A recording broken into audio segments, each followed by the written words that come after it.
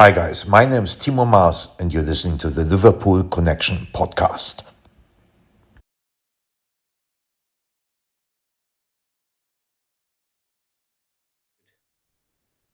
Hi, everyone, and welcome to the Liverpool Connection podcast. I'm your host, Daz. This is my football and music episode where I bring somebody on who's into football and music, but not all the time. But again, I like to bring on musicians that have been part of my musical landscape, and this fella has been. As anyone that knows me, I'm big into breakbeat.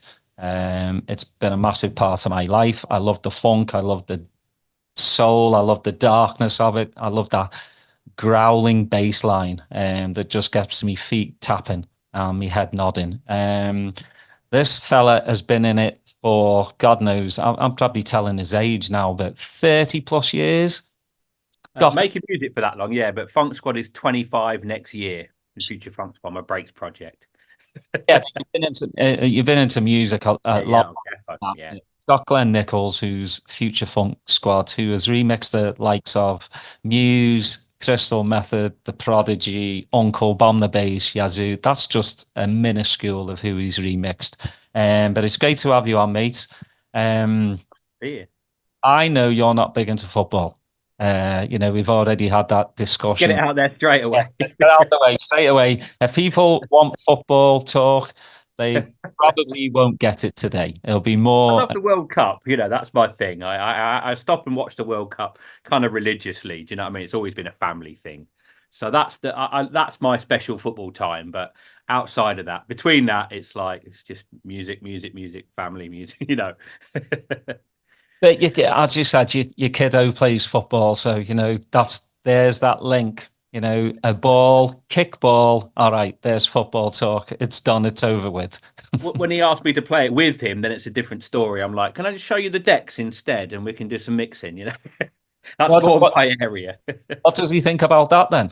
He loves it. No, I've got the decks here, up in this little room here, and yeah, he jumps on when he can, and he's getting into it. He's only 11, but he likes my stuff, and I think he's leaning a bit more towards drum and bass actually, which ironically was where I started. In the sort of dance area. So it's quite interesting to see. It's obviously probably just the energy and his energy as a youngster. He wants to. He's like a bit faster, and I'm like, okay, we're not in Spain. Slow it down a bit. But no, it's all good. It's all good. Well, what's your musical roots then? Because I always like to ask, growing up in your household, what was your mum and dad like listening to? Oh, that was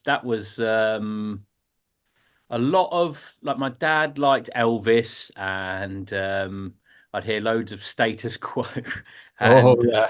the Moody Blues. The Moody Blues were quite cool. I really like their musical stuff, and then obviously Pink Floyd and that stuff. My mum was a bit more on the sort of poppier side of the sort of 50s and 60s, I guess. So all that stuff swirling around, and my eldest brother, well, not my only eldest brother, well, he was into the Stones massively, and Pink Floyd and that stuff. So that was my first forays into music, really. Yeah. Was your just like most English families back in the day, watching Top of the Pops all together, you Yeah. know? Yeah, got stuck into that. And then yeah, and then I found we had an old record player which I took to my room and just started collecting 7 inches. That's I was probably only like six then, 5 or 6, and sort of started to discover my own sort of flavors. Do you know what I mean? I mainly used to go to the B sides, which had instrumentals and stuff, which I thought were quite interesting because I would kind of absorb the sonics and the sound and that, and be like, wow, how was that created? Not really knowing about any of the technical jargon or anything, but something that early on really grabbed me. Do you know what I mean? Which is interesting. Yeah, I used to rob my sister's 7 inches. Yeah, it was just because it was stuff, that I'd not really heard before. Because I Yeah, mean, my dad was a rocker, yeah, um, into Ozzy and Iron Maiden, but there was Status Quo that was playing in our For houses. our sins, the three chords going round and round. Yeah, I just think that was a staple in most people's It, houses in the it 70s and was, 80s. wasn't it? It was what Status. they were fed, I think, from those Yeah. music clubs. A lot of music came from those music clubs, remember, in some ways. And you'd get sent certain things, and it's basically how it is now. The major labels control the Spotify, and they controlled what people wanted to listen to then in some ways. Do you know what I mean? That's why those records sold millions of copies, because they were sort of fed to them. Yeah. That's what I think anyway. It was either Status Quo or Chaz and Dave. Chaz and Dave, exactly. Yeah, And I I don't know actually went which one's worse. no, but I went to see Chaz and Dave with my dad, bless, about sort of 8 years ago here in Bournemouth, and it was actually a really, really good show. And it was, he'd never seen him in his life, and that was quite a special moment. Actually, it was cool. One of them passed away, didn't they? Yeah, it was literally just it was a year after that he passed away. So we're lucky we got to see them, and which was quite mad. Yeah, that I mean, it's that, little corny niche pocket of the music industry that they had. And, Yeah. I'd take Chaz and Dave over, what was it, that Come By Harvester? The Wurzels? Was it the Yeah, they Wurzels? got number one. I mean, Jesus Christ. I know. Things were bad. Things were bad. Novelty, songs, especially on top of the pops, were just the worst. But when did you start, like, uh, obviously, you must be a big Yazoo fan as well, to want to get the remix duties on them. For you in the 80s, was dance music at the forefront for you? No, I think actually pop music was, but I did like to, like, when I discovered like Depeche Mode and Yazoo, and that was where it was kind of a turning point, because up till then it was obviously a lot more poppy. And then as I hit probably 8 years old, 9 years old, I discovered, there was like, what are they called? Well, there was S Express, which I guess they were a bit more, still more commercial, but they Mhm. always had some like darker dubs on the 12 inches and stuff, which I always was like, oh, this is really interesting. And then like Depeche Mode, and I always went for like the remix releases. When they had the remix 12 of, like, so you get the normal one and the remix. I always used to go for them because they had like quite. I was fascinated with the idea of taking the original song and making it something kind of completely different. That's where my sort of obsession with remixing has sort of come from, and that was from an early age. And I guess that kind of morphed more, the more as I've discovered more of the remixes, and that kind of pushed me over more towards the dance world, and stuff. So yeah, that's how that came about. Yeah, for me, like, it was, again, like a lot of instrumentals. Shep Pettibone, Yeah, Chef Betty Bone, killer remixer. Yeah, like, just absolutely brilliant. A lot of Pet Shop Boys, New Order stuff, yeah. is what got me into it. But when did the DJ start coming out? I was probably 11. I moved around quite a lot when I was a kid, from the sort of Midlands down to the south and around the south, which is where I kind of am now, but I was in London for 20 years. But and I met a friend of mine who we sort of both got into making music, and we were both just sort of into. He had a set of sound labs, very early on, and if you can mix on them, you can mix on anything. And we just, yeah, we were collecting records and started playing then, so very early. Do you know what I mean? I guess, obviously, and then I think when we were like 13, we blagged a set in a nightclub, which was quite crazy. It was like big beat. We were playing a lot of the big Fat Boy Slim stuff and that, like, really early on. That's actually where Future Funk Squad came from. That early, it was like we had this sort of tongue in cheek, because obviously big beat was kind of like fun, wasn't it? It had a fun aspect to it, and the whole image of it was. So we did a mixtape, and on the front it had like camouflage, and we just went, what should we call ourselves? And we just said Future Funk Squad. That sounds silly, and because we're all about the funk and the bounce and the groove and all that lot. And it was like Future Funk. Didn't really know about Future Funk the act then, so that was a bit weird. But um and then yeah, that's how that came about. So yeah, I've been DJing for many years for sure. The big B thing, I think, was geared towards like the indie dance and Yeah, students basically, for a yeah, cheap night out. And you know, if you look back, there's only a handful of DJs and producers that have actually come through that, because I think after a year or two, Big Beat was looked upon as like, it's like disco. I've had enough, those nights out were good, but people mature. What was your, I mean, I love lo-fi, yeah. Fidelity All Stars, Yeah, they're brilliant. Yeah, all the Midfield skin stuff. General. Yeah, all the skin stuff. We used to go when to the Big Beat Boutique, in Brighton when it first started. Been to quite a few of them, and it was great fun for a while. And then there was these guys called Hard Knocks. Do you remember them? Yeah, too. And they were quite tough. They were sort of like the harder end of it, and that's where my ears pricked up and went, "Oh, I like this." And I guess at that same time, I was getting into drum and bass. That would have been like about 96, 97. Um, and so I got the more of the sort of I think as I was making music and learning more in that area, I wanted to hear more. I wanted to push the boundaries of it and hear more interesting sounds. Even with the technology I had at the time, and hearing drum and bass. People like Ed Rush and Optical and like that back then was just like mind blowing.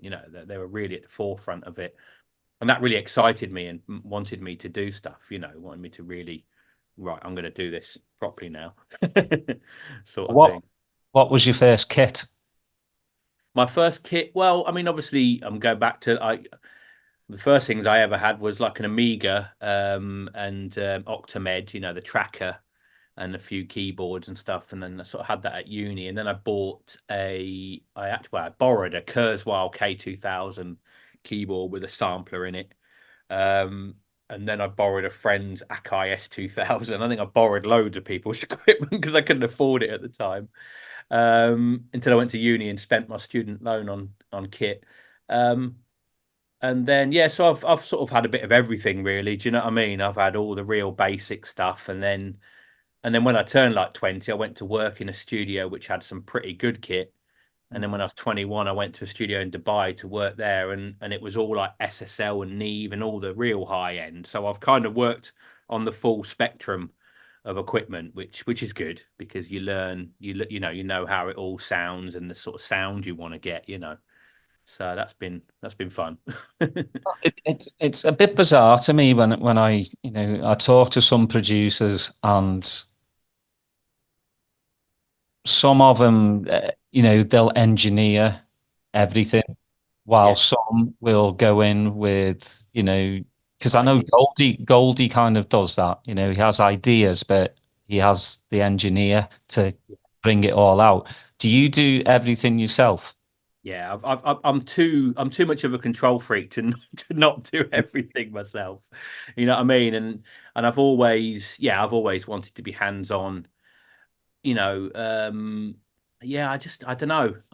Yeah, I've always done it. I've done every aspect of it from creating my own sounds to creating the music, mixing, mastering, everything. I Yeah, think that's brilliant, and I also think that people. mm, it is a lot easier nowadays. In your bedroom, you can make a track, and you can put it out on Spotify, Bandcamp, Beatport, whatever. But they just don't sound very good. We live in a time where you don't need a record label, an A&R person to promote your own stuff. But I just believe that, if you can go to like engineering school or go to a studio and just ask to sit in, and mm, because I think you get a better ear for it. yeah, yeah. No, totally. I think, and it's just more fun creating as well. Do you know what I mean? I mean, I think just nowadays, obviously, you got Splice and Loop Masters and Loop Cloud and all that lot, and you can just drag things and drop. And like you say, you can make a track in 10. I can make a track in 10 minutes that way. I have done for like adverts and things. Shh, don't tell the agencies. And it's so simple because it's all there. But I think there is something interesting at this current moment in time with that technology. But I think also you need to have a really good ear. You know what I mean? I think if you can pull in some sounds from those, if that's what you've got, if you haven't got loads of other equipment and the knowledge, but then really know what you want to get and mangle it up and really mix things together that probably shouldn't go together. Like back in the day, when people used to first make like hardcore or jungle, it was really scrappy and do you know what I mean? Everything was out of tune, but it just had a vibe. And I think if you can utilize it in that way, you can get some actually interesting results, and then things do start to sound interesting. You know what I mean? Rather than the same old fodder. If you go, oh, my tech house pack, kick drum, drum loop, bass, you know what I mean? Then it's just like that's why a lot of it does sound the same. That's the danger and the pitfall. Well, with owning, you've done Default and Envision. Yeah. As a label boss, what do you look for? Because, I've had Dave Seaman and Steve Parry who owned Celador, Yeah, no, that label, good label. which is, progressive house. What I like about what they told me is both have to agree on the track. Mm. For it to, they both have to love it. If one's like half-arsed about it, they don't want it. And what is it for you? Because I know some labels, a lot of the tracks all sound the same to me, and that's boring, and that's just like paint by numbers. Like I'll just keep putting this and this. Like tech house can get like that. Well, and any genre can get like that. Yeah. Yes. What do you look for, for, a new producer coming along going, should I send it to Future Funk Squad? Well, my ethos always was about quality, and it always still is about, quality rather than quantity. And like back in the breaks days, you had your TCRs and your Botchits and all those big labels, and they put out some great stuff.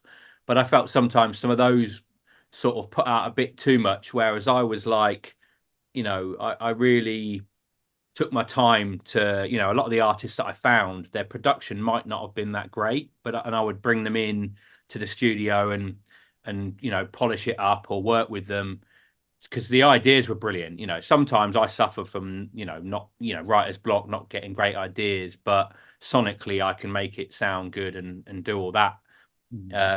So to work with some of those artists back then and develop them, I was only putting out 112 every sort of 2 or 3 months, whereas the other labels probably had 2 a month or 3 a month or something. And and it was definitely quality over quantity. And I'm still the same now. I mean, I've only just recently started Envision again, and I've been sent a lot of stuff.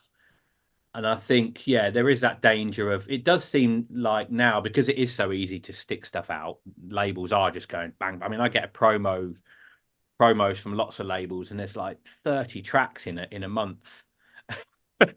It's October releases, and there's 30 tracks in it, and you're going through, and it's just like, whoa, and I'll probably pick 2 out and go, well, they're kind of interesting. It's got something about them.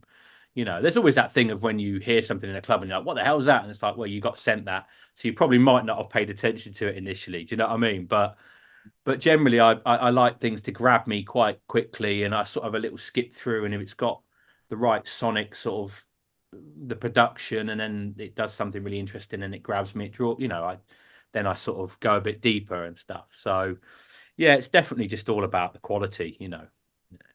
Well, listening to those promos, like, are you like, you'll know in the first like bars if you like it?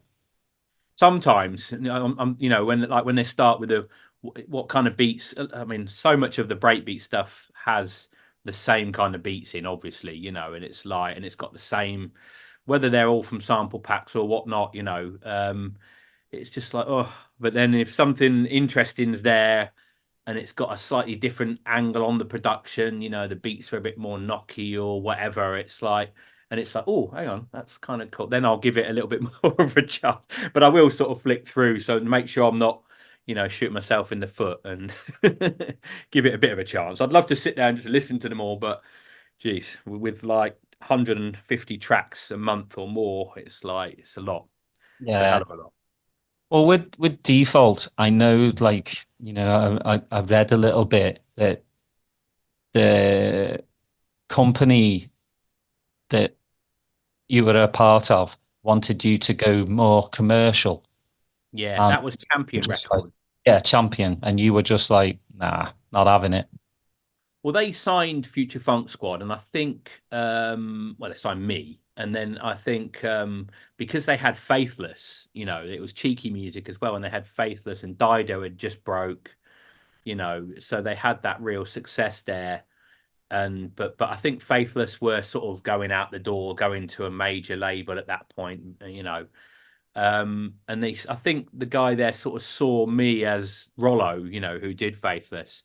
So he sort of put vocalists with me and said, "Can you find some vocalists?" And although I wanted to do tracks with vocals, because I come from a sort of a pop background and I appreciate and understand good songs and stuff, and I wanted to kind of fuse that with the sort of dance music I was making. I kind of preferred the sort of more undergroundy, dubbier side, of breaks. Not dub in the musical sense, but just stripped down, raw, rolling, whatever. um, so I kind of worked with the vocalist, which was amazing. There was some, the rapper Mojo. He was phenomenal, and we did some great stuff.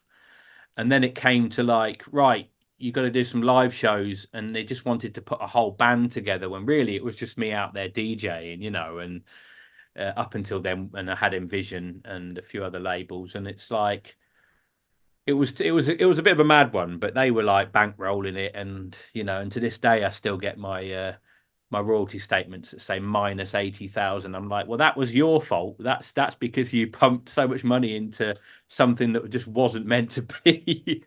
Do you know what I mean? But that's big indie label stupidity. I'll put that down to. So how was it though, being, you're not the center of attention, but that's your baby, Future Funk Squad, and then having to, perform as a band. It was kind of cool for a bit because the people involved, there's Tamara and Mojo and Ben and they're all really lovely people. We're all just really good friends anyway, and Kirsty Hawkshaw and that. So we had a great time, and it's expensive doing those shows. I mean, even though we got paid, like when we went to China, they'd pay us, and we did some festivals in Spain and all this, like in Glastonbury. So there was sort of money there, but to actually rehearse that and do it all, it costs a lot, and so the label bankrolled it, so I couldn't have done it without them. And I just thought, if they want to do it, I might as well go with it, you know what I mean, and see how it vibes. And it was good, but I think a lot of the shows, everyone was young. I was the only one at the end of the gig. I would have a splitting headache because I still get headaches after any gig, which is really annoying. I think, I'm not too sure what it is. I think it's the lights and the loud noise, which is obviously I'm in the wrong profession, but I would be like, right, I'm off to my hotel, and they'd be off partying. And like in the instance of like Glastonbury, and I think a couple of the singers are not going to like me for saying this, but they would rock up 10 minutes before the show, and not really be able to sing that well. So luckily I would have the vocals running on the sequencer, and sometimes I would flip between them and the recording to like save my ass, because I'm like, look guys, come on, I know you've been partying till 10 minutes before, but so that was always a bit of a tricky one for me. And being the control freak I am, I didn't want to lose my shit with them, but I would just be like, this is maybe not for me so much. I'll focus more on the DJing and the studio stuff. Do you know what I mean? Well, it's just professionalism, and you can get away with like having a good night once in a while. Yeah. But this is your job.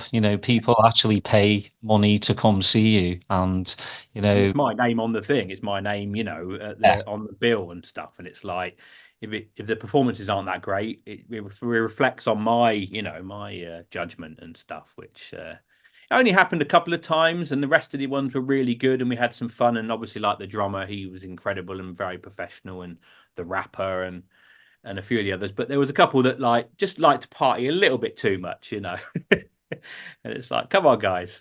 But I mean, that I think every generation has grown up, and we look towards, especially now, DJs as Mm. rock stars. Yeah. And, you know, even though I don't like his music, which is James Hype, I Mm. just don't like his music. But Now, I'm not a mega fan of it. I respect what he does, but I'm not really yeah, a I fan of respect it. what he does. And, you know, I've watched what, you know, his little thing he does on YouTube. Mm. And I like how he just tells people like, look, you know, we might fly on a private jet, but we're paying for it. We Yeah. might stay in a nice hotel, but we're paying for it. And this crew that I have with me, I have to pay for it.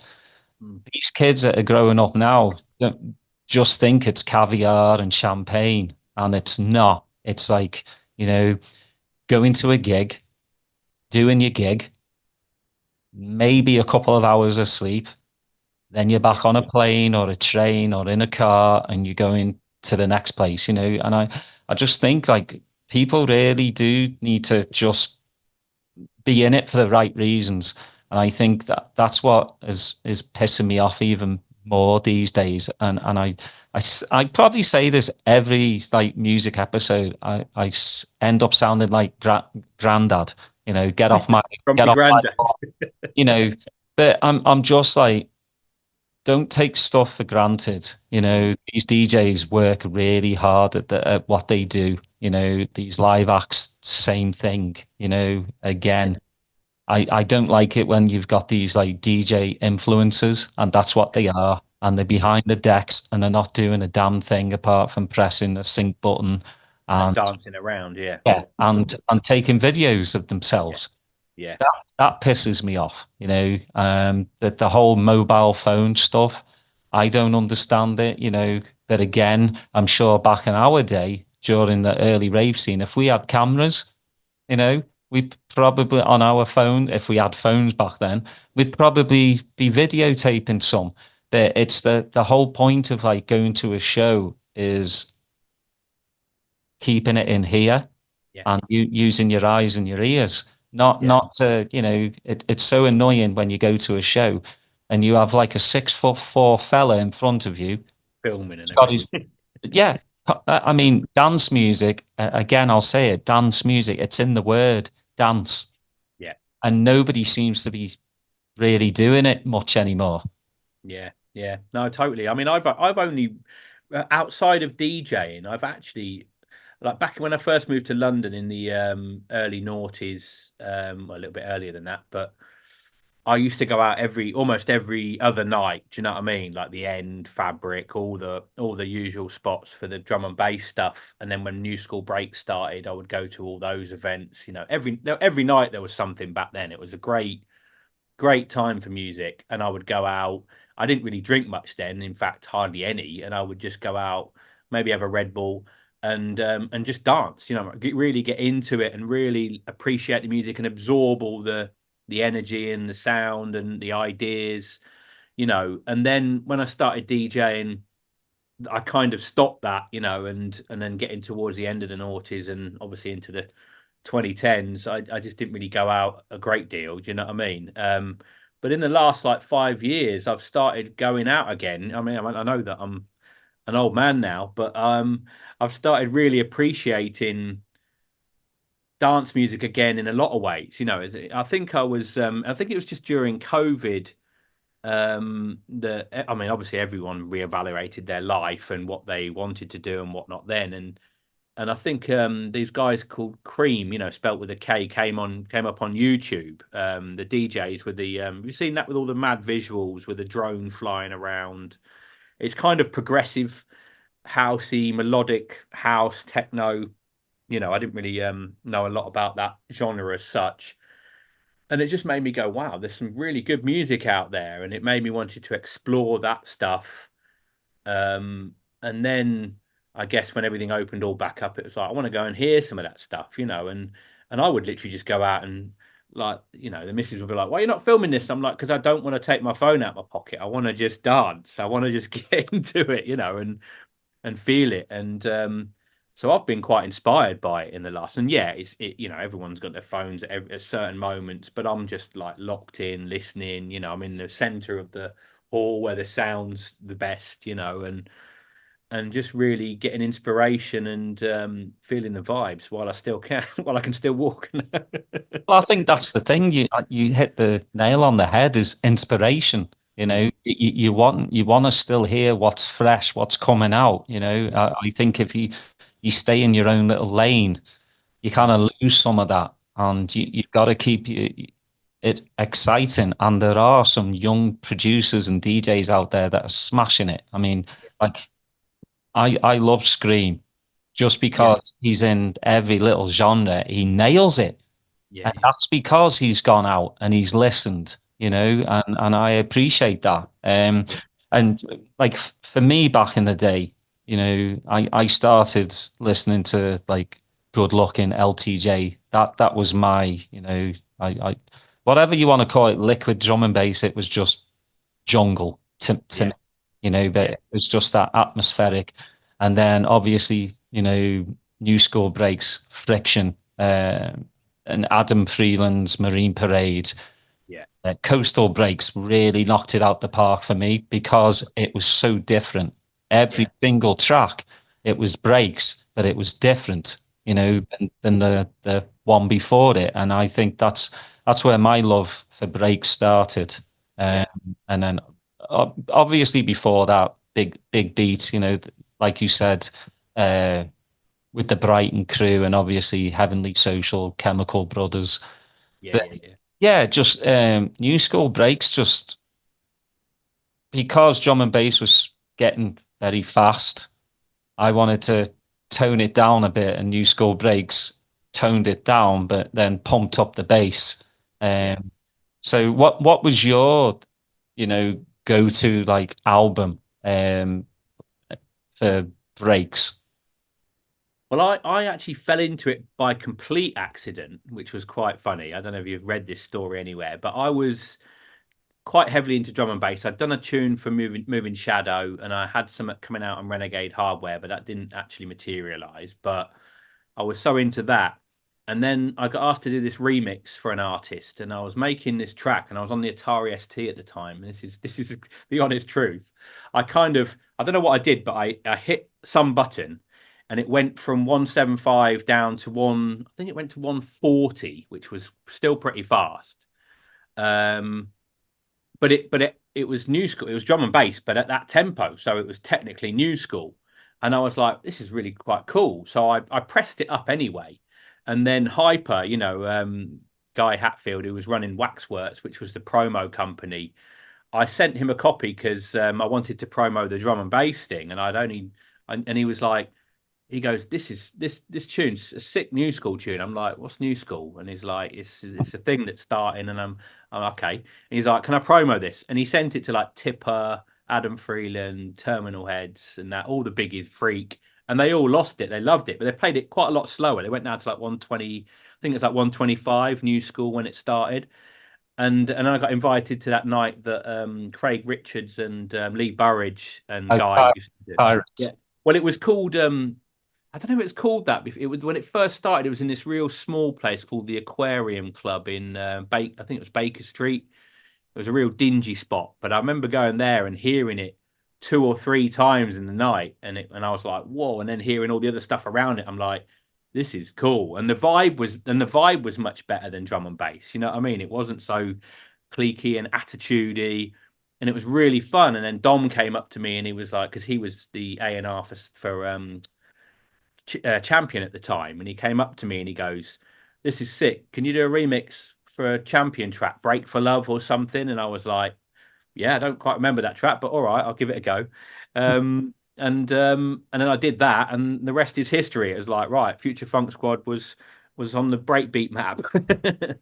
So but yeah, I think what albums wise, I think I loved the Fuel stuff. I got sent a lot of the Fuel stuff then. And I love the Ills's first album. That was like killer that, because it had all the real breaks and the funk but it had the grittiness and the distortedness, and he just really, that just really got me excited, you know. And Freak Nasty, and I obviously on the other end of the spectrum, I was getting introduced more to Hybrid because I met them at the Terminal Head night, and although you know, that was quite a unique sound, wasn't it? Because it was quite progressive still, but in the progressive world, but it had breaky elements, or you know, so. But sonically, it just blew me away. I mean, Mike's a genius, you know. Fantastic. And it was a shame, like when they kind of split, Yeah, because you know I've seen them live quite a few times, and yeah. it just amazed me. It's like hybrid and infusion from Australia. They all had that breaks element in it. That just the bass lines are just like go through your entire body. I mean, wide angle from Yeah, start to finish is yeah, just an incredible piece of work. You yeah. know, but I want to talk about, because we definitely have one thing in, well, we have loads in common because we love breaks. We both love Lamb, Yep. and your Gorecki remix is one of my absolute favorites because I mean the original is hauntingly beautiful. That first album by Lamb is an Oh, incredible that piece. that that changed. Yeah, that. Trans fatty acid. Mm. I was like, what is this? And then, you know, you got the remix by Kruder and Dorfmeister that Yeah, put next it level. cotton wool Yeah. is just fantastic. But Gorecki was, I mean, how do you approach a remix like that? Because obviously you want to do justice to the original, but you also want to make it Future Funk Squad. So how did you approach that remix? Yeah, remixes, or that, like I say, I mean, I've always been fascinated with them. But it's always hard when it's you know, it's already a classic or a master, and I've had to, you know, I've been offered a lot of those, and it's always been like, I'm not going to be able to do this, I'm not going to be able to do it, but somehow it kind of something works. And that was, you know, because I love the track so much, and it's pretty slow. It's like getting it up to that tempo and keeping the emotiveness and everything was always a challenge, but. Um, yeah, I think I was quite lucky on that one. I think it just kind of like flowed, you know, sometimes, and that's what happens when I do remixes as well. I say this to people who ask me to do one. I'm like, give me the parts. I can't say I'm going to do it, no matter how much they're going to pay me. It's like you can pay me 10 grand, and if I can't do it, I'm not going to do it, you know, because if I'm not feeling it and it's not coming out. I mean, I have in the past when I was first starting, I did loads that listen back now and go, no, but you know, now it's more of like I have to vibe it, and you know, and I'll just get the parts, chuck them in, mess around. Within an hour or 2 hours, if something's really flowing, I'll be like, yeah, I think I can do this, and I think it'll work, you know, and then I'll say to them, yeah, give me that 10 grand. No, I'll say, I'll be like, yeah, it's going to work. So, but going back to the Lamb thing, which is funny enough, when I was at school in Sherborne, I one of my friend's brother was actually Andy in Lamb, and I she said his sister said come and meet Andy. So I went there, and he had his little studio in their house in this little cul-de-sac. And I think that was before Lamb actually started. So he was messing around with his stuff, and he had some really cool ideas then. And then obviously he went on to do Lamb, and I was working in a record shop and got the promos for Cotton Wool and all that, and it just was like, man, this guy's and you know, the singer is incredible as well. So just always had a special place in my heart, their stuff, you know, especially the first album, you know. Yeah, I mean, you put that on today and it still sounds fresh. Yeah, That's the thing, and I'll even go on YouTube and you know I think they did a Glastonbury set. I think it was like 94, 95 because I know the album came out in 92, and I'll go back to that and just watch it and just live, yeah, incredible. I mean, yeah, that's when you know a band is good when you just you're like, this is better than the album, yeah, sounds better. But I yeah. mean, Our live band definitely wasn't that good like that. So. well, you had a couple of singers that you know you needed to. Definitely better in the studio, yeah. Yeah, No, that's a bit mean. you've remixed the Who's Who. You know, like I said at the beginning, like the Prodigy. We all grew up with the Prodigy. You know, same with like Muse as well. They're one of the biggest rock bands in the world. Again, you know, taking something that sounds amazing and doing it the FFS. The FFS way. Yeah. It's that's a mouthful. Um, you got to pinch yourself. I'm sure still going, people are asking me to remix these incredible songs, and hopefully I'm doing them justice. That it opens people up, obviously, to, especially clubbers, to maybe they've never heard Muse. I know it sounds weird, but a lot of people don't listen to mainstream radio shows anymore or anything. But you playing a Muse track in a club, you get a lot of people coming up going, "What is that?" Yeah, I had. Well, the funny thing is, when I did that mix, I actually was quite new to Muse. I only just got introduced to Absolution, which I'd heard loads about it, and obviously I know like plugin. I knew their older tracks. I'm kind of aware what's going on, but I'm a bit stubborn in sometimes. I'm like, if it's too much hype, I won't listen. I'm like, you know what, like Radiohead, I never really got. I was super super late to that party, like by 20 years, and probably the same with Muse. But I was on a flight, I think, and I put Absolution on, and it just blew me away. I was just like, wow, this is phenomenal. And then Black Holes and Revelations came out, and then I knew their accountant or something. I think that's how the mix came about.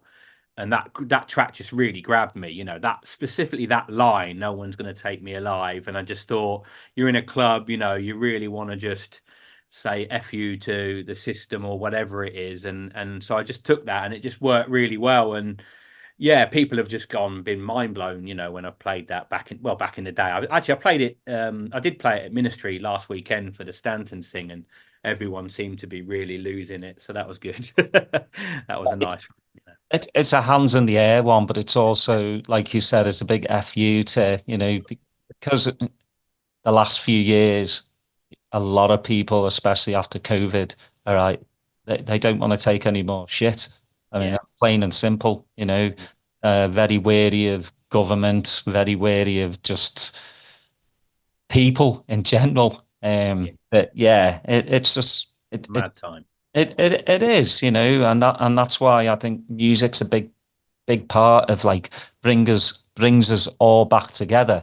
And it was great to see. Like I said, I had Lee Plump on, and it was great to hear what a good time he had at Ministry.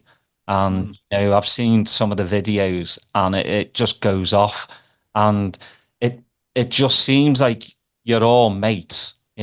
All the breakbeat massive, just Aston freestylers, yourself, Dom, Freak Nasty, we're all there. I mean, I wish I could have got on a plane and gone, because it just looked like one hell of a time.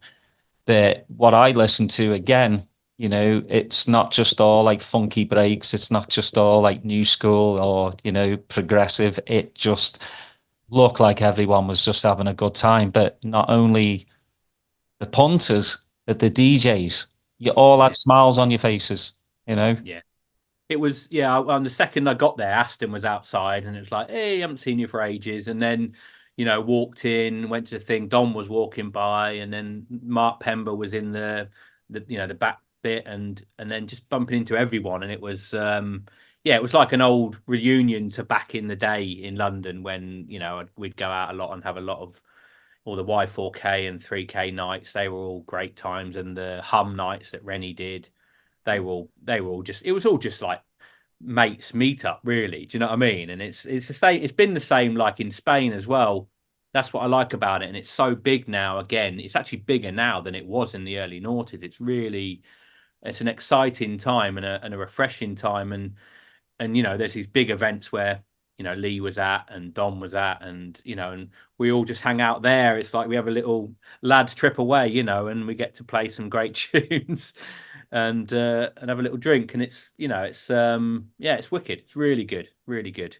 Yeah, the Spain scene seems to be absolutely massive. I mean, it was, like you said, in the mid 2000s that there was like 5,000-10,000 people, and it looks even more now. Yeah, it's and the good thing about it now is the production's better. You know, I mean, I played at some of the early big festivals by a company called Satisfaction. I was managed by them, and I was out there every other week. You know what I mean? And playing at these big festivals, and it was all vinyl, and it all jumped, and it was all quite a little bit hairy and stuff, but it was still cool. But now it's like you've got really good visuals, you've got amazing sound. You know, it's just so much better. And the kids are loving it. But the good thing is, I think, you know, it goes down to like 19, 18, 19-year olds like it did back in the day, right up to like 30, 40, maybe even some 50s, and but they all sort of like respect each other, and the youngsters really respect the heritage of breakbeat there, because it's such a staple sound in Andalusia that they just really respect where it's come from. You know what I mean? And like I'm getting mobbed and sign this, and I had to make a load of stickers to give out. And they were none of them were older than 22, 23, and they're just like, and it's amazing. It's really, really nice to see, and yeah, it's really cool. I would like to see that a bit more over there in the States as well. Obviously I've been over there a while, and Florida breaks, Icy, Baby Ann, Hooda Hoodia. The breaks just it was big for a while, especially with the progressive house scene. But yeah, it's kind of maybe gone back underground, but like, here I just don't get to hear any breaks DJs anymore. I think in the States it was always a bit of a weird one. I mean, I didn't play enough. I've done about 2 or 3 little tours over there, and I'd love to do more. And I did get asked to do some stuff when I was working with Scott, and that still might materialize. But I think what kind of killed it for me with a lot of dance music is EDM in America. Do you know what I mean? That was the nail in the coffin for a lot of stuff, and I think that kind of diluted electronic dance music so much out there. Only now, I think, like with people like Chris Lake and that kind of funky house, but still with a bit of balls, and Dom Dollar and people like that are really giving it some credibility again in some ways, and making it kind of cool, and and all the sort of afterlife stuff. And I think that's quite refreshing for America to hear that stuff. And then I think off the back of that, some of it might morph into a bit more breaky. I think people are already starting to put a few breaks into that kind of stuff. So there is hope. There is hope, and I think that, I mean, if there were some events out there like there are in Spain, I'd be over in a shot. Do you know what I mean? I mean, even like some cool dingy clubs. I don't really care where it is, as long as the people are vibing and it's got a great sound system and good people. That's I'm there. I mean, like back in the day, Crystal Method toured with Shaq, Lunatic Calm, and it was massive here. And then, it just seemed to just disappear. I know Crystal Method is still touring, but it's the only one. It's only one now, right? It's got, yeah. Ken retired. Oh. That's kind of when I met. Well, I've known them for many years, but that's when I sort of got involved in co-producing an album. And I think that, like, I was speaking to his manager the other day, because Scott got booked for a gig I was going to play at in Spain, and he said, "So what are they playing on?" I'm like, "It's breaks, full on breaks." And he was saying that Crystal Method aren't really breaks; they're more like a Chemical Brother, like a heritage. They call it a heritage dance act, like your Left Fields and Chemicals. And I'm like, yeah, but I mean, I know, Scott loves his dirty breaks. I mean, we make some heavy stuff together, and we've got some new stuff coming up. And so I was like, don't be too quick to, just say, you can say his heavy breaks, and he'll probably get more shows out, especially in Spain and whatnot.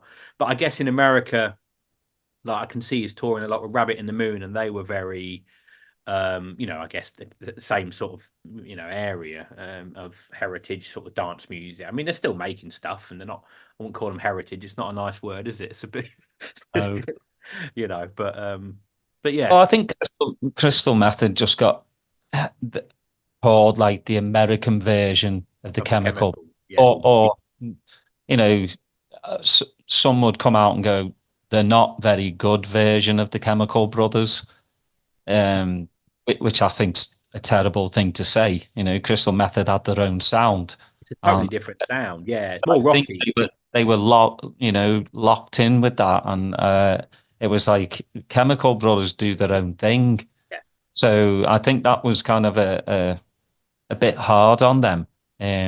Yeah, But I'd say Chemicals were more sort of trippy, mhm, disco. psychedelic stuff. Yeah, Yeah, psychedelic. Whereas Chemicals, Crystal Method were a bit more rocky and grungy with their sort of electronica and the breaky aspect, and they had their own very unique sound for many years, I think. So it's a bit yeah, harsh to do that.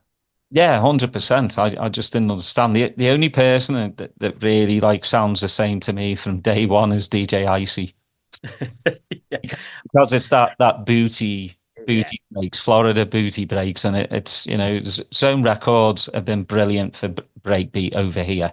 But Mm. to me, after listening, I could probably not listen to Zone Records for a long time. I mean, I might get some haters, but listen to them in 10 years and they'll still sound like exactly the same from day one. It's Quite just a, it, yeah, that's it's just quite formal. niche. Yeah, Yeah. yeah. Quite that.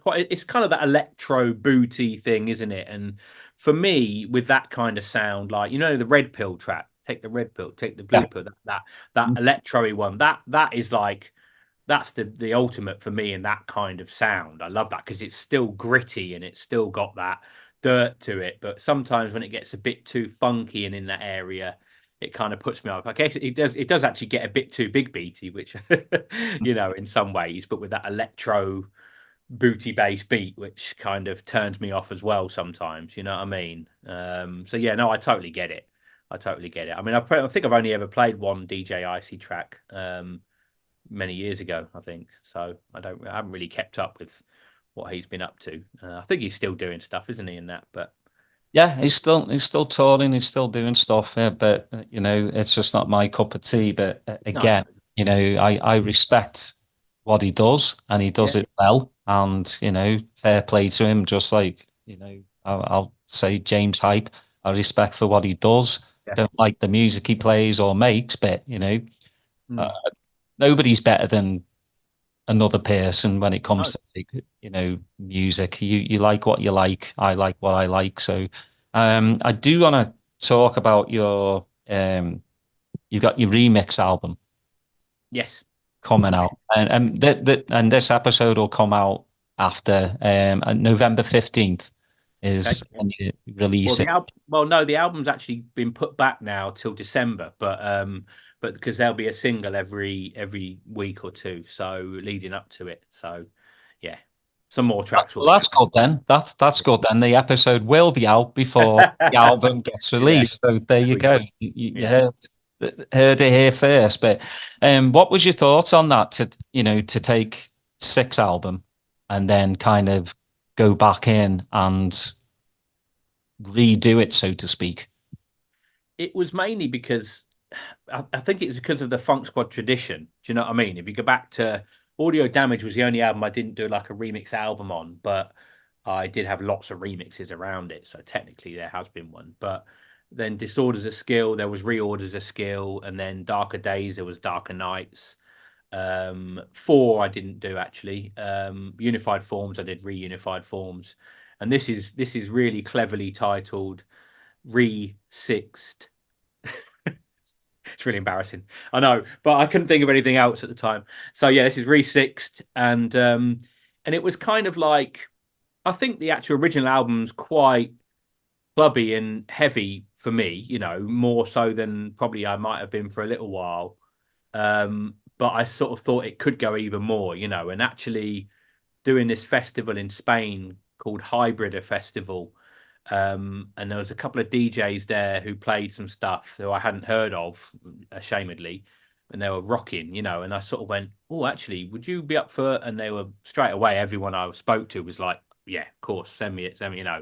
So it all started to piece together, and actually all the remixes are Spanish artists, but it's just because it just sort of like captures a moment in time now, and I wanted to sort of just I wanted to really do that, and yeah, all the mixes are like rocking. I mean, yeah, it's quite an exciting moment actually. Yeah, there's some good stuff. Well, you've collabed, obviously, with Crystal Method, and I saw that little snippet with Dom. Yeah, So is that going to come to fruition yeah, in yeah. the next few months? Well, there's a it should probably be dropping around the time of this video. Actually, there's a Stanton Sessions dropping, and we've done 2 tracks that are going to go on that, I believe. And they're on the mix. I don't know what's happening release wise. We're sort of in talks with a few labels because Dom's got this wicked idea for because the sort of sound that he's making is, this is going back to the Ministry thing. It was really interesting because it was a Stanton Sessions party, but I think that, and he was a bit like, you can't go over 130 BPM or 133 BPM. That's just, but there was Spanish DJs and there was your houseier side of things. And then there was your, whatever's. And it was really interesting. I think it was good because there was a bit of everything. Do you know what I mean? Within the break sphere. But he's got this vision for the more sort of breakbeat, garagey kind of area, which like it was back in the day when I first started with him and did that remix for him. Breakbeat garage kind of took off, and I did a few things, and so it's kind of gone full cycle, and that's kind of coming back a bit. So the flavor that he's bringing is that, and the stuff I've done with him is a bit more that. It's still got the breaky grit and the balls, but it's got that kind of bit more of a swing to it. The beats, yeah, but it's cool. It's really cool. Yeah, quite excited to see what people think. Yeah, I look forward to it. But like going from that snippet, I'm like, yes, please. I'll have some of that.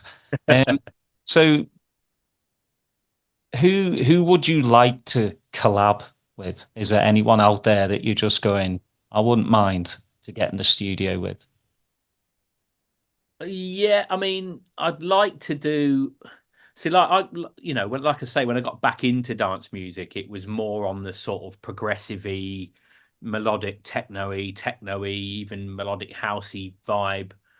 Like Anima, his stuff, and Art Bat and their stuff. That really grabbed me. I mean, Art Bat are doing some serious stuff. I mean, I've seen them a couple of times. It's just like, holy really, really ballsy. And I've done my Chemical Brothers. They did a remix of Hey Boy, Hey Girl, and I took that and I've done my breaks version, which works really well, especially in Spain. They go nuts.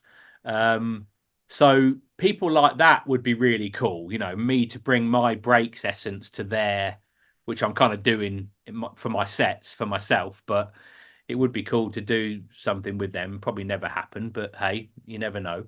If breaks got big again, they might come knocking. But yeah, Art Bat, they're really cool. And the guy called Dom Dollar, have you heard his stuff? Yeah, It's quite cheeky, but he's got some grit to some of his stuff as well. And he knows how to. The thing I like about a lot of that stuff now is they sort of have this emotive thing. Even like John Summit, like I really like I saw his was it in Vegas or New York? I think it was in New York, when at Times Square or something, his set where it's in that like spaceship pod thing. And it will go all emotive and floaty, and then it will just drop and go gritty and like quite moody, and it's like I like what they're doing. There's some, and the punters, whether they sort of understand it or not, they're sort of getting into it. But it's cool, and there's some really cool stuff out there, and I'm sort of absorbing a lot of that and still keeping my sort of sound and my vibe, but putting some of that into it. So well, it's just I'm a big Sasha fan, yeah, and last night on Earth, his label puts out some quality breaks. It yeah, really does. I mean, Sasha's always loved breaks, and yeah, now you see Digweed. I remember Meet Katie did Bedrock breaks. yeah, That seems to be coming around again. There's always that progressive break side, but it's getting a bit, nastier now, and I'm enjoying it. And because more DJs are putting breaks in their sets, yeah, I've just noticed it because it breaks up that 4/4 monotonous yeah, yeah, sound. I know when I go see a DJ, I don't want to just hear the same beat. It just won't take me anywhere.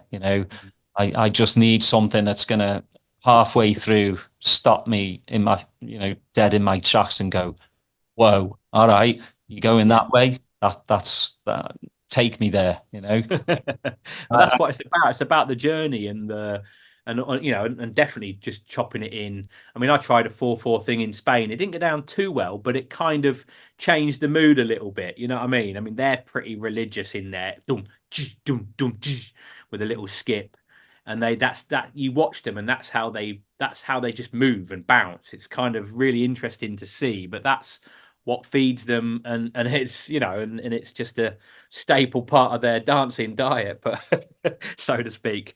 But the 4/4 thing really definitely kind of made them go, oh, hang on, and it had all these mad sounds around it. And then after about a minute, it went boom back to the breaks, and it was quite a cool little switch up. So I think that kind of thing's cool. It's just nice to know, that breaks is still alive and well. It went underground for a while, and more kids are starting to listen to it. And I just think with the EDM thing over here, I hate that name just like you do. I think it's pop to me. A lot of it's that pop, trance pop. Yeah. A lot of these kids will get tired of that, and they'll be looking for something else in the dance music world. And they'll find breaks, they'll find drum and bass, they'll find progressive house. And that's what you have to look for. It's just like when we grew up and we went to a record store, we'd spend hours upon hours in there searching for that one track. You'd pull 50, 60 records and you'd go home with one. Yeah. That one track was weird B-side as well. You'd just be like, oh, listen to this. That one track was worth spending that time. And I just think a lot of these kids now, they'll put down their phones eventually. They'll put their heads down and they'll sweat in a club. They don't care what they look like, at the end. Because I mean that showed me what a good night I had when I came out dripping with sweat. That means I danced my arse off and the damn DJ was good. Yeah, totally. That's how it should be. But where can they find your music? Obviously, the Future Funk Squad Bandcamp is one of the best to go to because most of the money goes to you, which as it should, the artist. But do you have a website? No, I haven't. I mainly just use sort of Instagram, I guess, and SoundCloud, for listening to SoundCloud more so, for people to listen to stuff, and Bandcamp to buy it and whatnot, and the devil that is Spotify if they just want to listen, which is fair enough. Hey, you got to listen to it somehow. I haven't really kept up with YouTube a great deal, but stuff's still on there. So yeah, that's the best place. Well, please look out for the remix album coming in December. Yeah, not November 15th, which is good. But it's been an absolute pleasure, mate. Again, like I always say, it's just great for me to listen to somebody that I've grown up with musically, and you tell your stories about the tracks you made, who what kind of career path you've gone down, and you're still knocking it out the park after all these years. And all I can say is like, keep it going, mate, because you're doing a damn good job. No other choice, and I'm not skilled at anything else apart from in the studio. Trust me, all my shelves are crooked here at home, and the garden's always overgrown. So the studio is definitely where I shine. I'll keep it that way. Well, everybody, thanks for listening. Please go check out Future Funk Squad. Music is impeccable, and it will get your head nodding and your feet tapping. But please like and subscribe, put your notifications on, and we'll see you next time. Cheers.